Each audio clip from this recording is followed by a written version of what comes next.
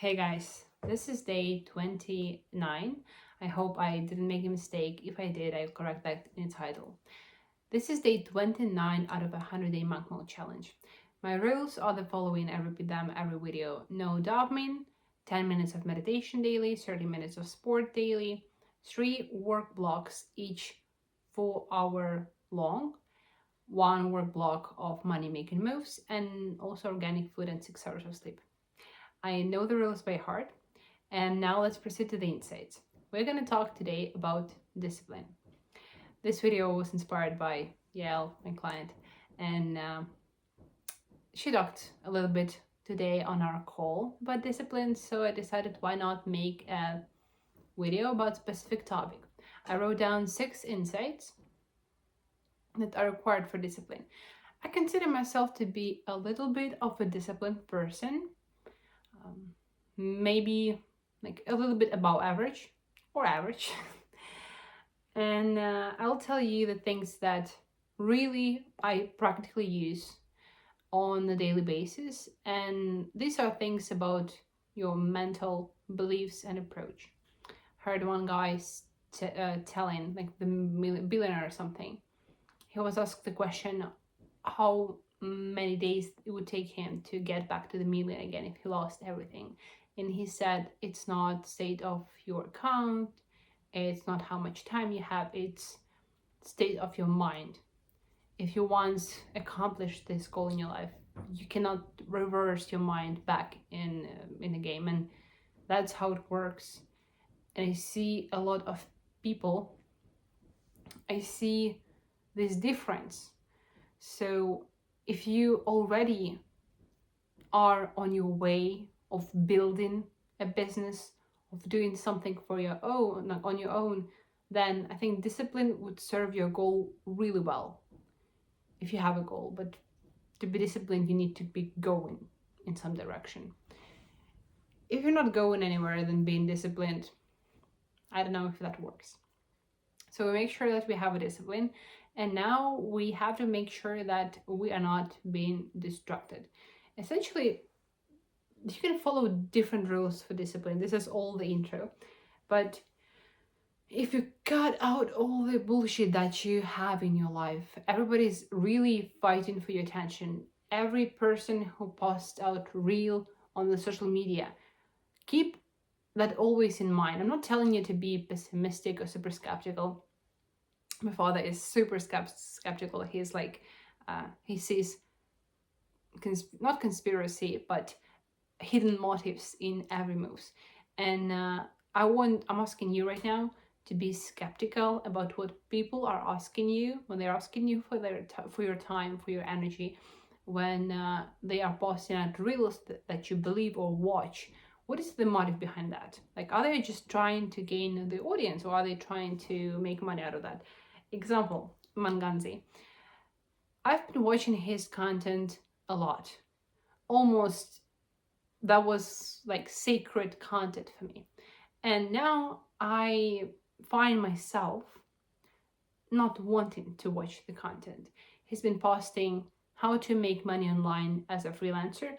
These videos are helpful actually, and you can watch them.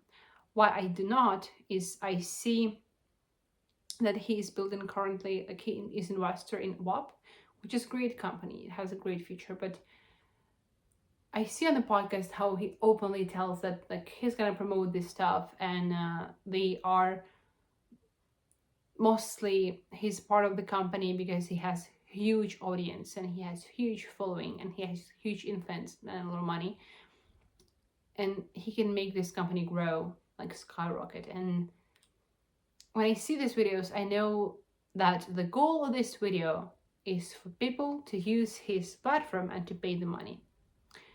It's honest. I'm not saying it's some kind of manipulation, but I see what my attention is worth of, even as a regular individual. And I see that I can be directing myself and being more disciplined and going towards a goal.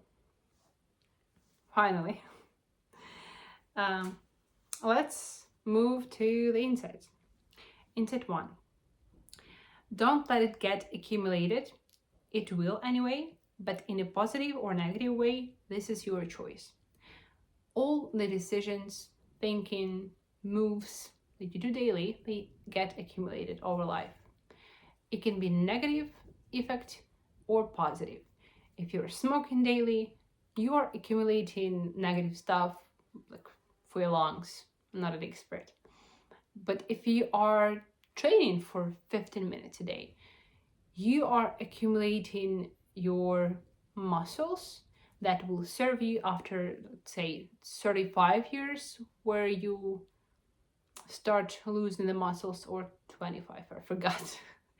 So somewhere in between those periods of time, you can build your muscles and bone structure up until, let's say, 35, I forgot.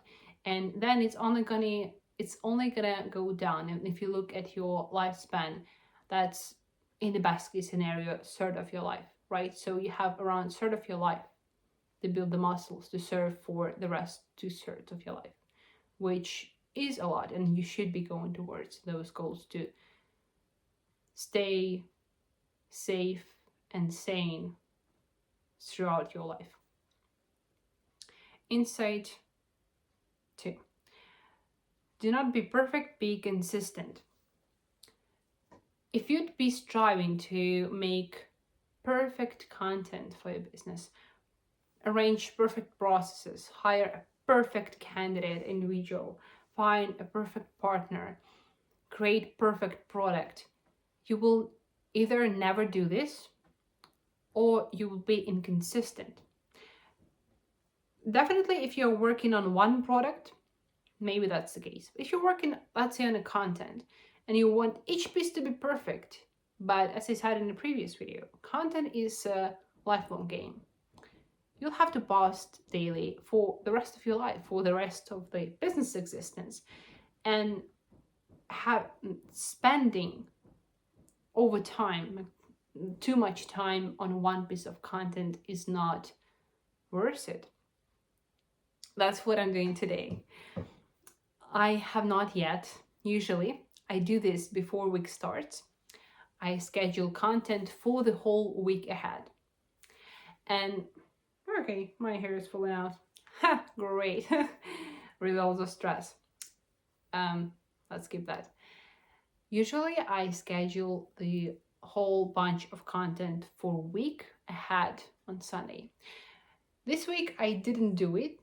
I was focused on research for the social media, and I did scripting for 8 hours. I wrote scripts for business reels and for our portfolio cases reels.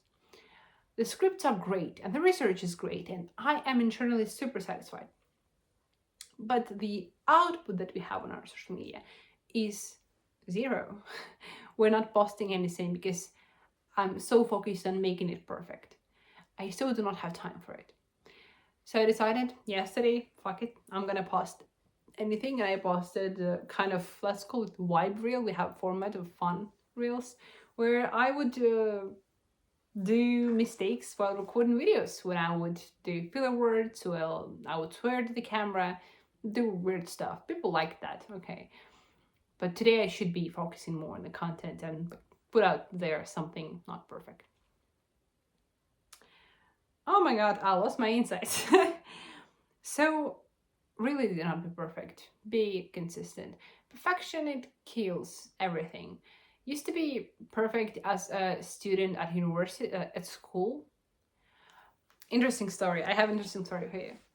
I used to be a student when I went to school. Then I went to school in, let's say, pretty small village. And I can safely say that I was top of the class. Almost had no competition, and I felt bored. I finished my program 2 years ahead, if I remember that correctly, yes. So I had 2 more math classes ahead of me, but I finished them already in summer. So all I did in the class was just like, I don't know, laugh at others, like have fun, and do bullshit. I had no competition, and I felt super discouraged. I felt like I knew everything. I felt like I was the smartest, There is nobody smarter than I am. And then it let me it allowed me to enter in a really like top university in the country. When I got there were different students from the whole country, and I was not the smartest. We had rating, and I would be somewhere in the middle of the class, in the grades, right after exam results. I was like 15th or something from the top. So I did my best to get back and to be the top one, because I used to be for like my whole childhood. I used to be the top one, and I'm not. And I'm not saying those students were like bad or anything. I didn't feel any anger or anything, but I cried. That season for me, the first year at university, was so crushing. I cried a lot. Like every other night, I would cry. Some professors would be super rude, or super stiff, or super, really have high standards and requirements. And I saw that, honestly, somewhere it was honest, somewhere it was not. Sometimes I would not live up to the standards, and I was like, I lost belief in myself. I didn't know who to believe. I used to be the best, and now I'm not, and it's so heartbreaking. And I would cry, and I would do my best again. Like I would cry in the evening, then do my best till the morning, and then I would go to these professors, and they would tell me that I'm stupid, I'm not anything, and like I should just shut up and and I go study again. And I would cry again. I used to watch a lot of maybe that's where I got my sense of humor. I used to watch tons and tons of different stand-up shows, of anything that was funny. So after lessons, I would spend hour or two watching funny comedy content to make myself like not cry, and distract myself and get myself in a good mood. Then I would go work myself again, till I go full asleep, and then it turns again. So at the end, I made a lot of friends there, and it was really great experience, and I think I needed that experience, because being perfect is not good. So I actually stopped trying that hard, and stopped beating myself up to death. So I just started to learn more strategically, and allowed myself not to be perfect. And that was a hard transition, I would say. I still was a good student. I still could not fall off completely, but it taught me a lot. So you do not have to be perfect. Really, nobody cares if you're perfect or not. Even if people underestimate you, there is trend going around social media, and I think it's pretty wise one. Let them think you're stupid. Let them think you are unsuccessful. Let them think whatever they want to think. I often have this conversation on the streets when like some older parent friends would stop me on the street, and they're like, hey, what are you doing now in life, and how are you and stuff. And sometimes older people, for some reason, do not understand, or do not value, or do not see that as like good or anything. That branding is important, or websites, or like any digital stuff, digital products, apps, whatever. So these elderly people would ask me if I am in politics, if I am in international relations, that I took on initially. And I would say, no, I do apps, I do websites. And they're like, oh, these are so like apps and ads, like on the Facebook. I see the pictures, and you do the pictures on the face. Oh, yeah, okay, I see, yeah. And they and I see, and sorry, it's so funny for me. I see sometimes the disappointment in their head, and I'm like, earlier on I used to try and prove somebody wrong, and be like, so it's so exciting. So apps, it's like building a new Facebook, and all this stuff. And now I'm like, I don't care. I would rather let them think that I am stupid and unsuccessful, because then I have the freedom to go higher. So if you are afraid of that, don't be. The next thing up to on the road of being disciplined and organized, put yourself in competition with peers, hold yourself accountable, make it transparent, do not lose it from your sight.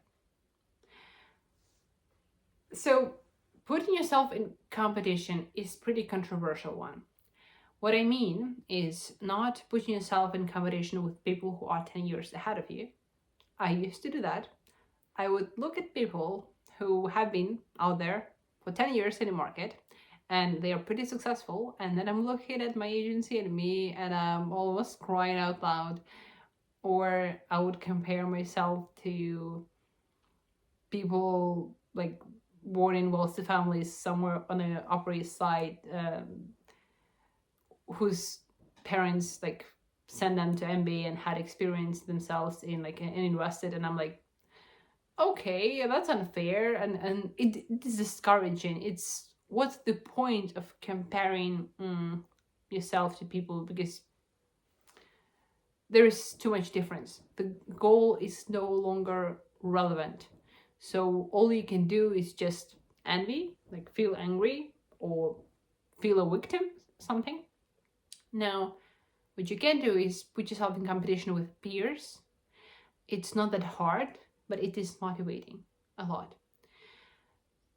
It's like when you are learning new language in a Duolingo, if you pair yourself with a friend, oh my god, you're gonna learn so much more. And or if you are on Strava gonna like follow a friend there, and you're gonna like you see that he's ran today like 3 kilometers, and you have to now run like 5 kilometers or something. It is really pushing you a lot, let me tell you. And another way you can do that is hold yourself accountable, like reveal the data and be transparent about what you're doing. That's what Monk Mode, this challenge, does, and all these videos. I wouldn't have been recording these videos if not for these YouTube videos. Really, I wouldn't have followed Monk Mode rules all this time unless for these videos. The only thing I will be, it's shocking for me, I successfully did for all these like 29 days daily without any excuses is sport. It's so interesting. One day I felt really bad, like physically I could not even do any sport, but I did stretching and I tried to do some sit-ups and I like tried to do some push-ups and run a little bit, but I almost puked on the road. Anyway, I kept going every day just because it already brings me pleasure. I enjoy doing sport a lot and I cannot not do sport. But for the rest, only transparency and accountability kept me going. And here for competition I wrote something else. Wait a second. Do not lose it from your sight. So you want to hold this competition in your head always. When it gets hard in our life, we like to be distracted. When it is hard for me and I'm lazy and I do not want to do stuff, I would turn on the film. I would totally switch off my mind. I would totally forget about all the difficulties because it makes me feel good in the moment. It's easy. But when you have a friend who's waiting you to go out for a run, you cannot just like get him out of your mind. You cannot just get rid of him. If you put yourself out there on a social media and you're telling, hey, I should be posting stories for 20 days straight, like keep me like hold me accountable, you cannot just forget about this because there are other people involved. So it is a trick. Another insight or idea on how to be disciplined. Show up when others don't. Everyone can do it when businesses start. Everyone can do it for 4 hours a day, but what about more? If you can be in it for longer, if you can progress in the difficulty, you will be the one standing. And it's not that hard. I see that with a lot of people studying diet, studying to work out. They would do that for a week, and they're like, okay, after weekend, like I'm probably off. So they skip 1 day and 2 days and 3 days, and then the more you skip, the harder it is to get back. So really work when nobody watches you. It is the hardest probably, but it's so satisfying when you know that. Yesterday I went out for a run, and for some reason my internet wasn't working on the phone. I could not listen to music, podcast, anything, and even track my GPS. And my run was not tracking. And I felt like, well, it's an excuse. Like, I don't have to run 3 kilometers, right? Like, why do I have to if nobody's gonna see that? It's not being tracked. But I know the distance on the road, where do I hit usually 3 kilometers. But I stopped for 2 seconds, and then I thought, like, no, I want to keep this promise to myself. I want to work when nobody sees me, because everybody will see me when time for results will come. Really work when nobody does. It doesn't mean that you have to do some extreme stuff, that you have to work 16, 18 hours a day and not sleep and be super hardest. No, it means that you should be working 15 minutes more. Maybe when you are working, you should put off your phone. You have to be more efficient. If you can be, you should be consistent. That's it. Another insight: get back on a track as soon as possible. Fail as much as you can. The discipline is not breaking the rules. It is getting back to them. Forget about guilt, shame, embarrassment. Fuck it. Head trash is all the terrible things that you say to yourself, not valuing yourself. CAA teaches their agents how to handle this to be productive at work. So, everybody fails. There is nobody who's never failed in their life. Let's assume that that's like natural thing. That's normal. You're gonna fail.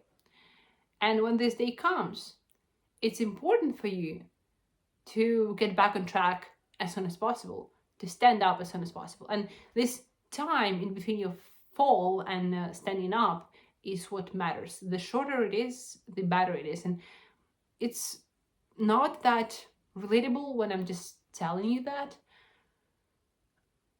A couple of days back, I started watching films again. I told you that I'm not allowed to do that on the monk mode, actually. And when I started, I felt like, okay, I really liked that. These were so nice. I haven't watched anything for a month. I kind of want to do something and watch something again. But then I remembered this thing that, yes, I broke the rule. I broke the rule for 1 day. But when I broke rules for 1 day, it doesn't mean that the rest 80 days should be fucked up. Like, that's stupid. What if, if I allow myself to drink alcohol for 1 day, it doesn't mean that the rest of my life, or like the rest of these 100 days, should be me drinking all the time and being drunk. It doesn't mean that. So you can just, okay, it happened, it's a mistake. I do take responsibility, but like, get back on the track right away. That's the secret. And it's really hard to go from like this failed back. It is the hardest part. You can do it.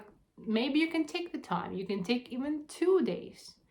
But like, set the time, the limit when you're getting back, or how you're getting back. Like, have a plan for it. It's okay, have the humility. Because all this, guilt, shame stuff, it's so self-destructive. It does not serve you. It doesn't serve anybody. It's you just not taking the responsibility, not like playing the victim, behaving like a child, super infantile. And the fact from CAA really, it disrupts all of your work. If you're going around feeling stupid, going around feeling guilty, no, you're not. The next insight: routine. Have your own plan. Okay, I wrote down like words that are taken out of context, and you will not understand that. So you should have a routine. Why? This I do not mean all this Ashton Ashton Hostler Ashton Hall routine. I forgot his name. The guy, the jacked black guy who like puts banana on his face and wakes up at 3 a.m. Not all this routine, not this crazy stuff. But when you wake up, like sit for a couple of minutes without a phone. Understand what's going on. Maybe meditate. Before you go into bed, maybe also like put your phone away. Maybe go out for a walk. Maybe you can do 30 minutes training in the middle of the day or again in the evening. These are really easy things. Like maybe you can have like 3 or less, and that's gonna make your routine a lot. I have right now 3 rules for routine. So I have meditation, I have sport, and I have this video. That's all. But sometimes I skip the video. So routine keeps you in place, and sometimes when your routine keeps you on the track towards progress, even if it's 5 minutes a day. Now, sometimes when you've learned your routine or habit, sometimes people call it, you will do this physically first, and only then your brain will catch up with you. This might happen when you go out for a run, when you're so overwhelmed, so stimulated, you do not know what's happening, you are so tired, and you feel, honestly, when I'll tell you that now, honest feeling, when I am sitting at my laptop for 8 hours straight, oh my god, you feel like your back is killing you. Your eyes, they do not like see anything, like it's all blurry and they are in pain. Then it might be hot outside or too cold, or you were sitting in one position and now you're stuck in that position. Like you're feeling so weird. But then you put on your sneakers, like you change your clothes.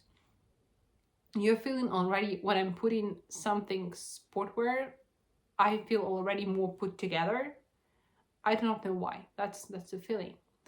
Then I start to do the warm-up, and I would turn on the music that I like, and I'm like, okay, like I'm feeling a boost in my energy. I would do the physical first, and only then I would understand that with my head. When I do not feel like going out for a run, I would go out for a walk. I would walk for a kilometer, and then I'm like, okay, maybe I can run as well. And I would run for half a kilometer. That's a progress. So if you have the routine, it's easier for your body and mind to, I do not know, to do simple tasks. It's like, imagine you have a month ahead of you in a calendar and you have no plans. Like you do not know whether you'll be going anywhere, whether friends will come around, whether like something would be happening. So you have no limits, no boundaries.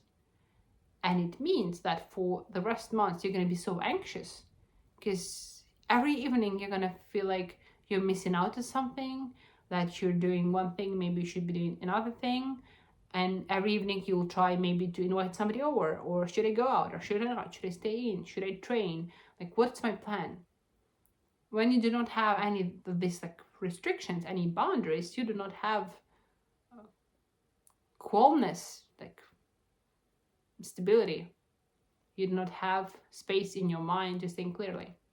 You're always moving from side to side, being anxious, like hustling millions of thoughts at the same time. It's interesting. I just recorded a voice note in a Telegram for somebody. Cool. Sending out pieces of advice to people randomly. That's funny. So routine, yeah, it helps me. Insight 6. No, it's part of routine. I forgot. 5-minute rule. On minimum viable output. If you do not feel like doing the task, and it should be done, do this for 5 minutes. And if you feel like you have really no progress, no idea how to do this, then yeah, like put this off for some time and go do different tasks and go back to this like in half of a day or on a different day.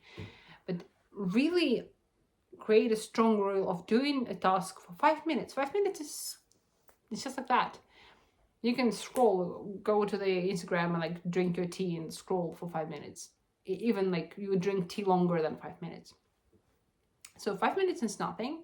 You can go to the toilet for 5 minutes and try to do the task, if that helps. And if you feel like you have no progress, most likely you're gonna have progress in 5 minutes, and you will start figuring the steps out, break that down in smaller pieces, and you'll feel like, okay, I can do more. And when you feel like that, you have a progress. And the last insight, try to have 3 wins daily: mental, physical, and spiritual. I'm being vague about these wins. I'm not saying run 1 kilometer, pray to like for specific in specific religion here, and do this like math problem. No. If you win physically in a day, your body feels a little bit active. It feels alive, at least. That it's not dead, right? It's not stiff. It brings in more energy. If you win mentally, you feel like you can achieve things in life. If you feel like you can think clearly, it moves you closer to your goal. And spiritual stuff, it can be really different. But lately, I've come to realize that it doesn't matter if I believe in something or not. But having some spiritual like ritual, really, like a routine, meditation or prayer, or reading something, or thinking about something, or listening to some insights, is helpful, because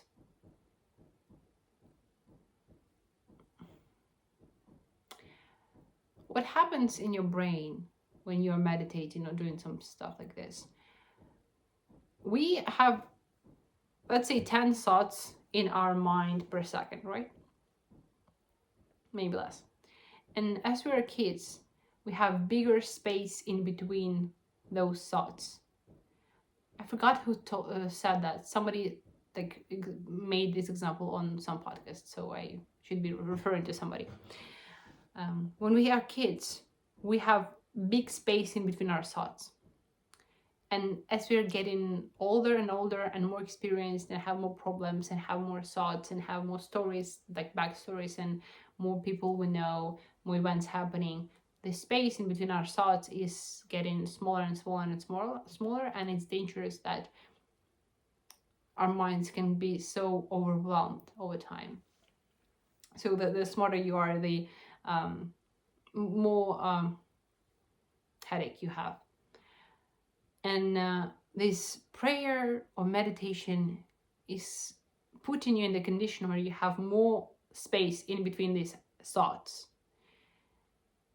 It's like, it's a different state. It slows you down. It makes you worry less. It makes you less anxious. It helps me. Really. Really helps.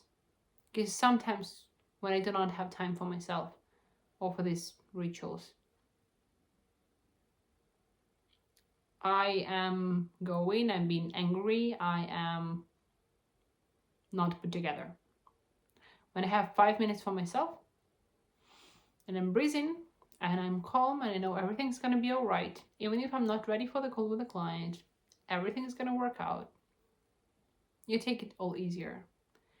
So having mental, physical, and any actually spiritual win a day is pretty cool. Now, last insight. Oh, no, that was last. Let's repeat. I will repeat all of them at once.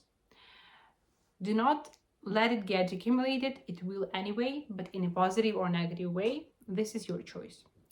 Insight 2. Do not be perfect, be consistent. Insight 3. Put yourself in competition with peers.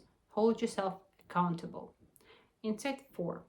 Show up when others don't. If you can progress and stand in for longer, you will be the one standing at the end. Insight 5. Get back on the track as soon as possible. Insight 6. Have a routine. Have your own plan. 5. Insight 7. 5-minute rule. To have minimum viable output. Insight 8 is have 3 daily wins: mental, physical, and spiritual. And at the end, I wanted to say interesting stuff. Forget all the rules that I told you. There would never be a person who would train with you daily. No team member who would hold you accountable till the rest of your life. Not perfect content can keep you out at production connection with the audience level. It all depends on the context. It's all bullshit and it's all valuable lessons. It's all just motivation for you, business pals. It was really nice talking to you, and I feel like that was pretty valuable video today. I'll see you tomorrow.